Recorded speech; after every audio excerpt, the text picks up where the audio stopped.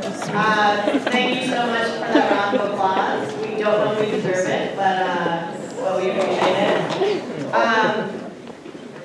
Moving forward, moving into another demographic that is also leaving our network this year, which is seniors. We are moving to our senior speech section. And I have the honor of presenting our first senior speech talker. For those of you who are at the alumni reception, I'm not good at ad-libbing, it's hard to. There is not much for me to say. This person has been incredibly crucial to my GlobeMed experience, to my GlobeMed National Office experience. She was an intern here before I started working at the National Office. She taught me, unfortunately, probably more than I've ever taught her. And I have been honored and humbled to be her friend. I don't have emotions, so I don't know what's just to have her in my life and to be in her life the last couple of years. I am so excited to hear her and kind of the culmination of what this experience has meant to her. And yeah, she's absolutely wonderful. So Rachel Sosno, you know.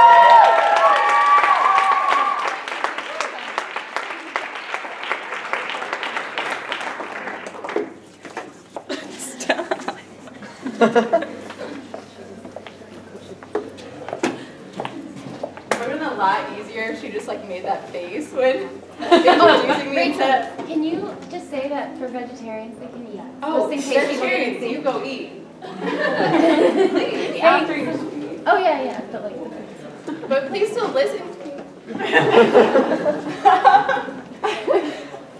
I just want to also clarify that I do have good things to say about Caroline as well. Yeah, wait. Can I just mention, 50% of the stuff that was said about me was negative, but I think 80% of the interactions I've had are positive. Think about that kind of statistic.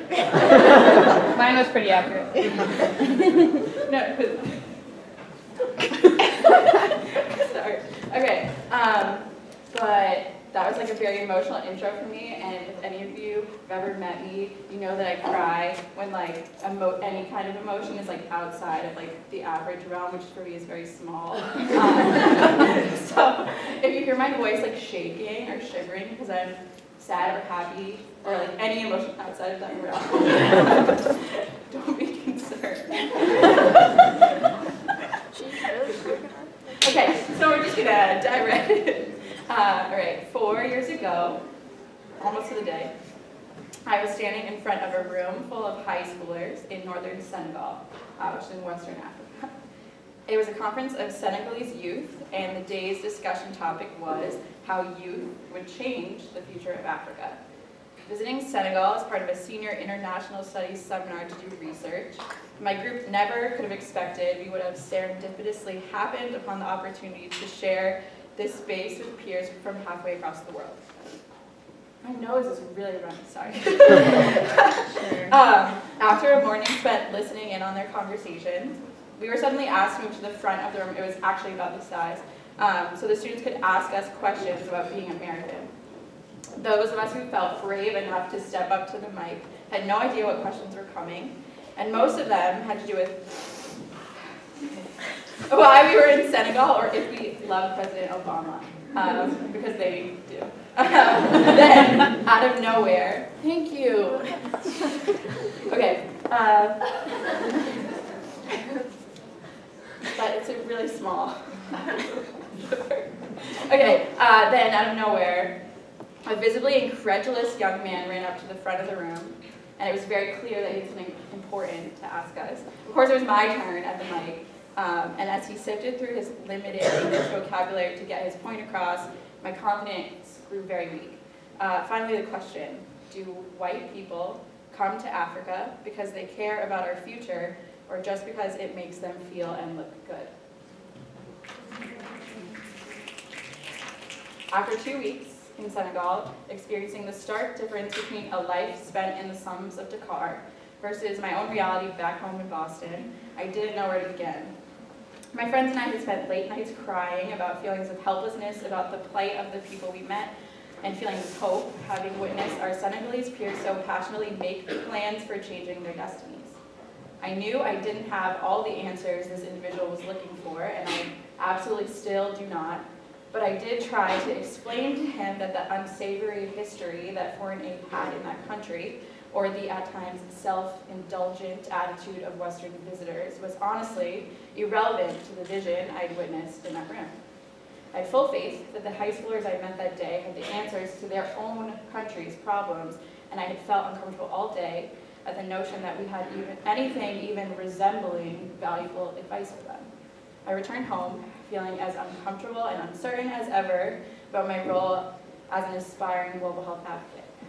Fast forward a few years to the summer after my sophomore year of college. I was in Quito, Ecuador, taking a global health summer class through my university.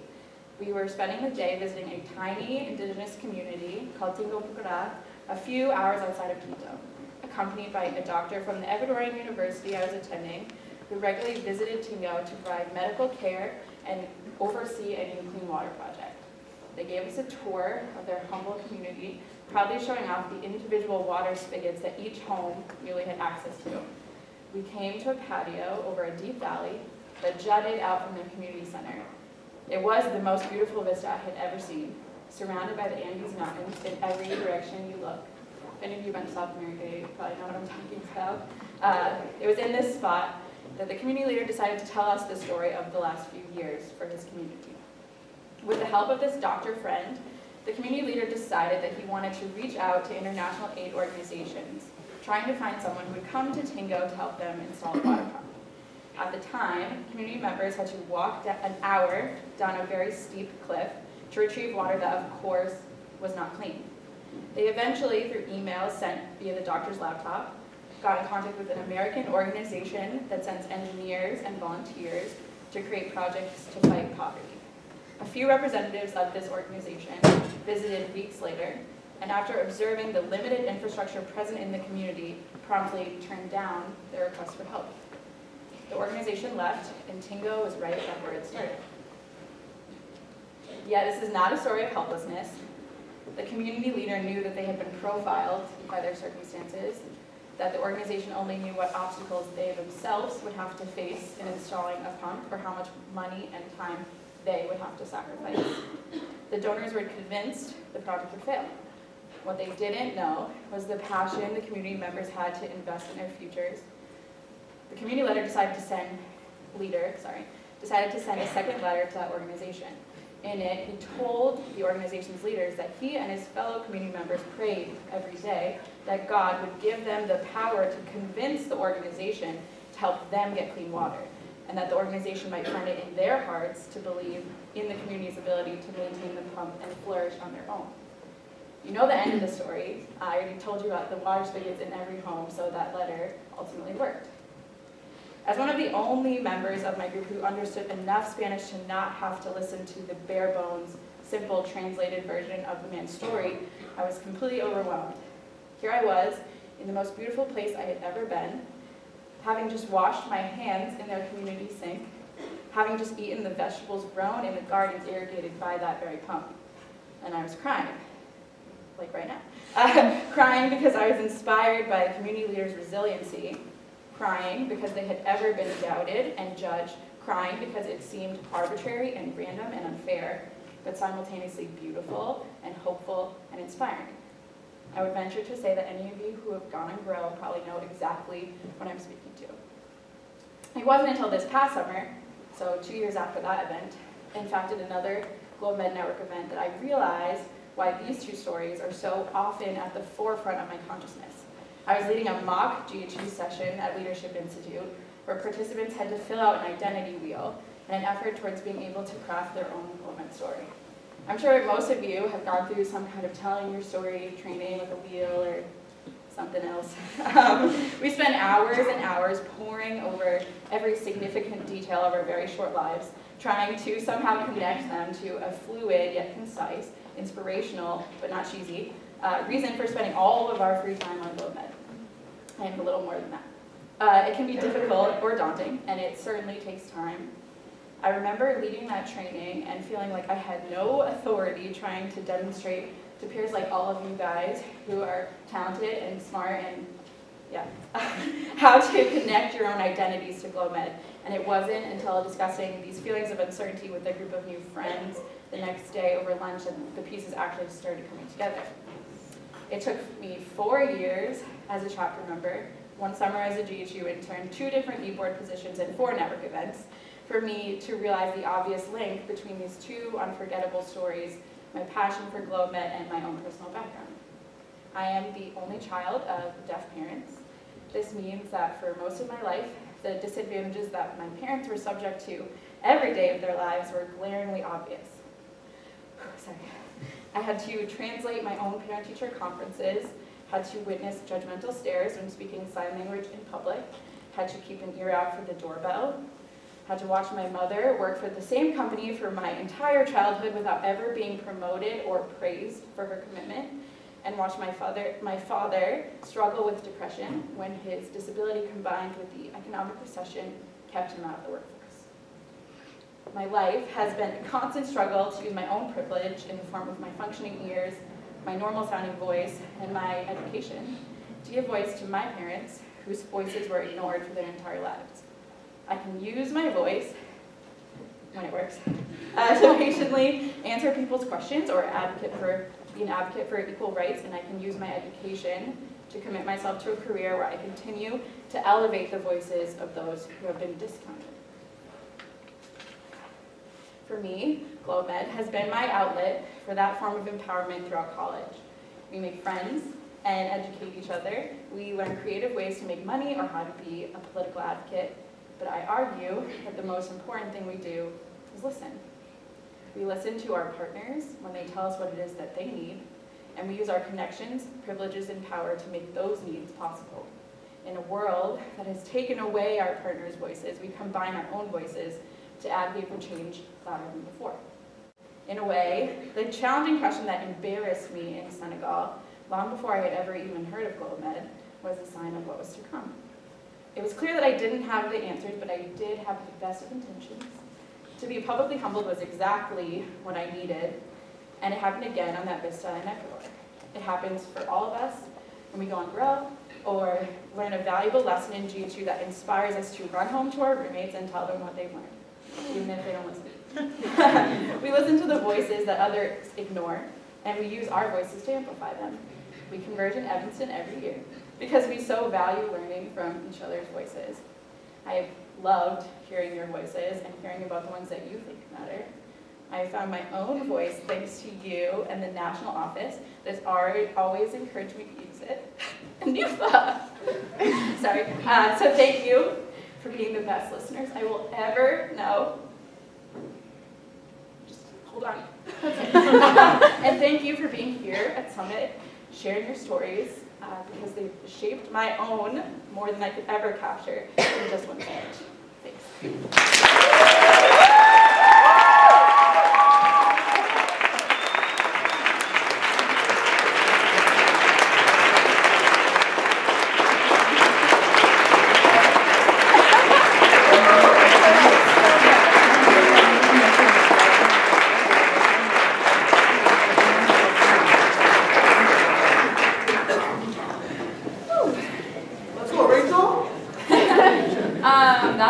That'll be a tough act to follow, but this next person is just another really incredible human. He's currently one of the global health youth coordinators at Rhodes College, has been there for all 4 years of his, he's been in GlobeMed all 4 years of his undergraduate trajectory, actually served in the exact same positions as I did on the executive board, which I just determined tonight.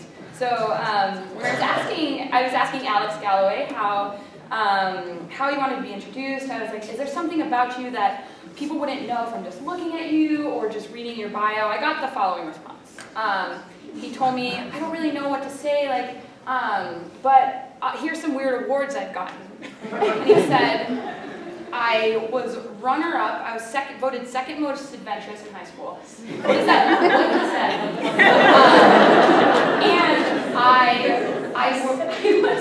And I don't want to get this wrong. But he's also famous for getting 18th place in a regional middle school cross-country race.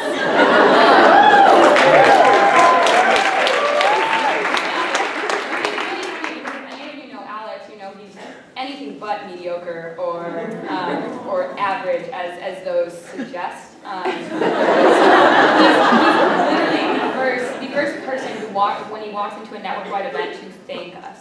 And I think that's a really important thing to call out. He never ceases to, when we come down from an event, to just be the first. You guys are so important and so great, and I really appreciate you. And I really appreciate that you do that, and I really appreciate you. So let's welcome up Alex Gallagher.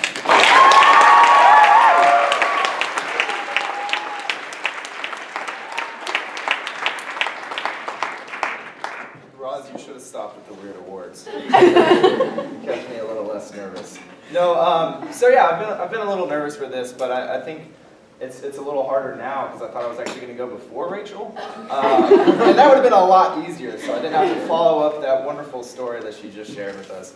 And the other thing is, I came in right as the food was finishing, so I'm a little shaky now because I didn't quite fill up. I'm gonna have to go back there afterwards. But yeah, I haven't heard this question asked yet, but one thing that I love to see, if this is your first summit, can you raise your hand?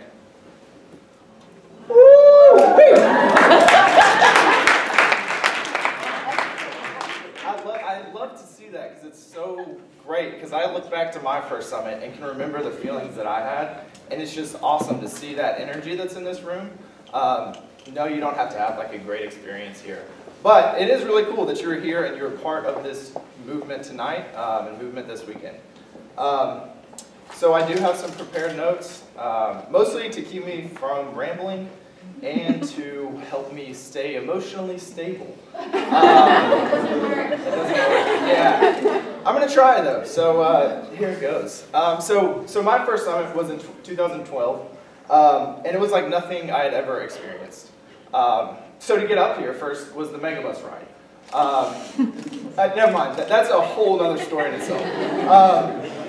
But once I got here to Evanston, I was just blown away and amazed at the fact that there was a room like this, full of people passionate about global health, and also who all eerily seemed like they already knew each other. So I don't know if anybody else was feeling like this weekend, but I was feeling a little intimidated. Didn't really know where I was going to fit in, but luckily I came with an awesome group from my chapter and an awesome individual in Jason Pace, who was my co-president at the time, and he was really adamant that I reach out and make connections across college chapters, across to the national office, to everybody. And he demonstrated a faith in me that I still cherish today. And also, I don't know if he saw actual potential in me, but he at least saw somebody that he could just inundate me with all the GlobeMed terminology and passion and all the stuff that he had. He was like, no, take this, take this. So that was great. But on the Saturday afternoon, after the panel discussion, probably like y'all were feeling today, I was really inspired. My heart was going. I was ready to run outside and jump around.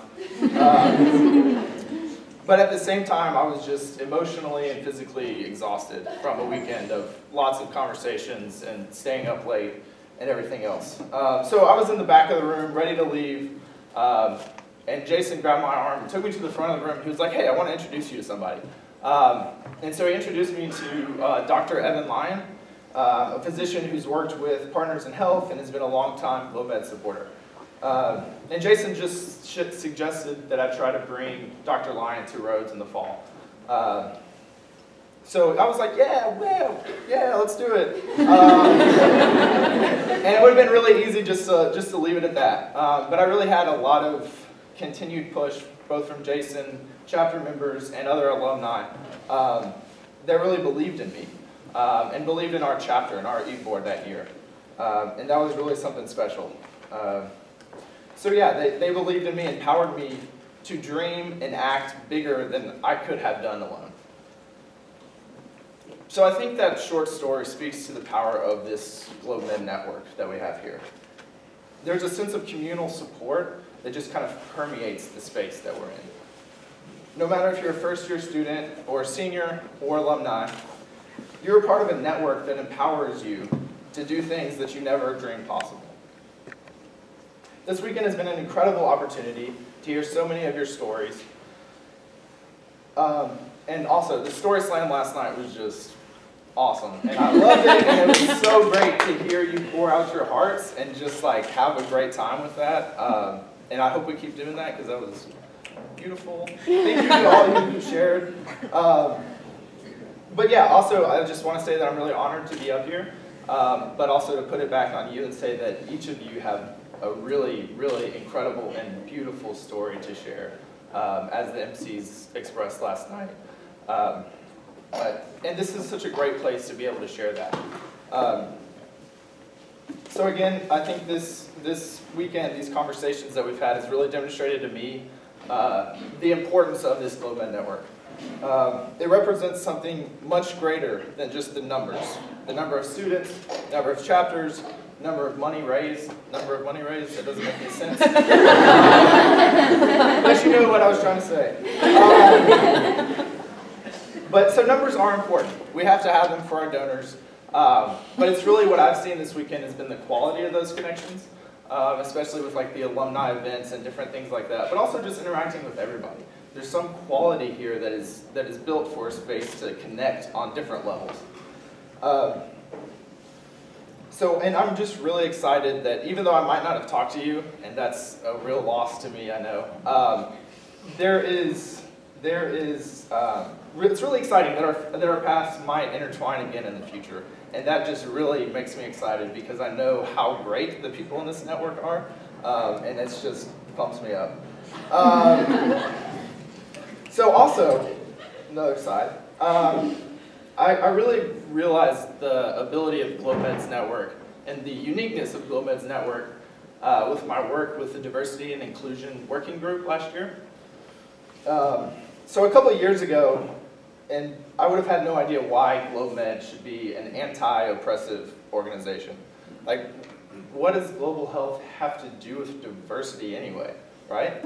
But I hope as we've all learned this weekend and our other GHU conversations this year, that GlobeMed is obviously so much more than that. GlobeMed instills the belief that each individual has a special voice, and that we as privileged people should be looking at whose voices are at the table, and be thinking about that and trying to bring in other voices.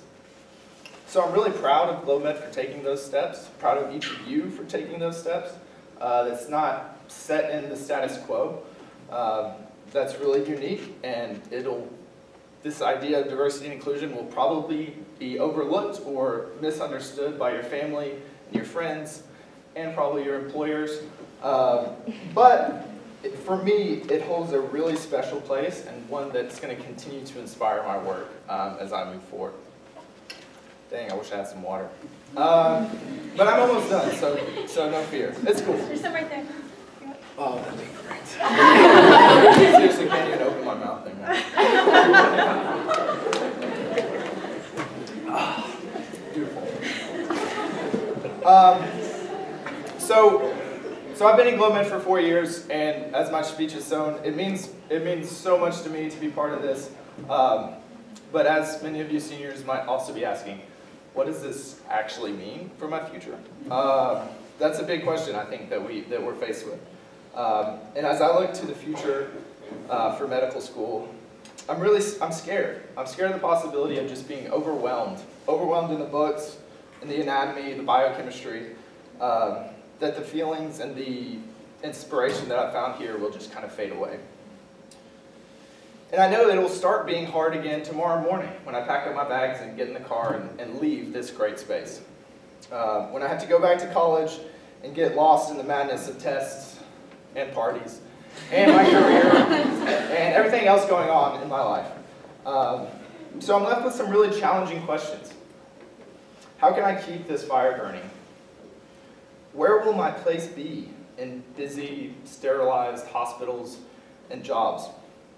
And how will I keep working for equity in the midst of challenging classes, situations, and future jobs? So with those questions in mind, I reflected back onto last year's summit when one of the all-time great GlobeMeders, Maya Cohen, laid down just a beautiful, beautiful closing speech. And I know many of you have heard it in the year in review video, the very end of that, but I really want to share it again just because of how much inspiration it's given me. So she said, to paraphrase, "Too many people go through life thinking that the challenges in this world are too great. But I'll never have that feeling, because I know each of you, and you prove every single day that change is possible." Yeah. So that quote just really brings together so much of my experience with GlobeMed. I'm inspired by every single one of you, every one of you that I've gotten to talk to, and even those that I haven't, that I've just witnessed, because I have been watching. No, but your stories and your actions give me the hope and the passion to face the uncertain times ahead. Tomorrow, we'll all head back to our real lives, but I hope we can move forward with a few things in mind. Let's remember the intensity of the feelings that we've experienced this weekend. Let's remember the people that we've met and some of the stories that they've shared. Let's hold each other accountable and push each other forward. Let's join with others, our partners abroad, and our local community neighbors here. Wherever you are next week, next fall, or in 10 years, you have a community right here at your tables and in this room that can inspire you to dream and act bigger than you ever could alone. So after we wrap up tonight, I encourage you to reach out to somebody new. Listen to their stories. Share your song. Be inspired by their passion and join together in this beautiful but challenging dance for change. Yeah.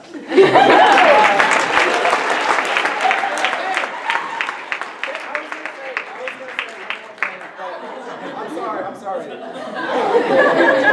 This is my one chance to stand up here, so I got to make the best of it.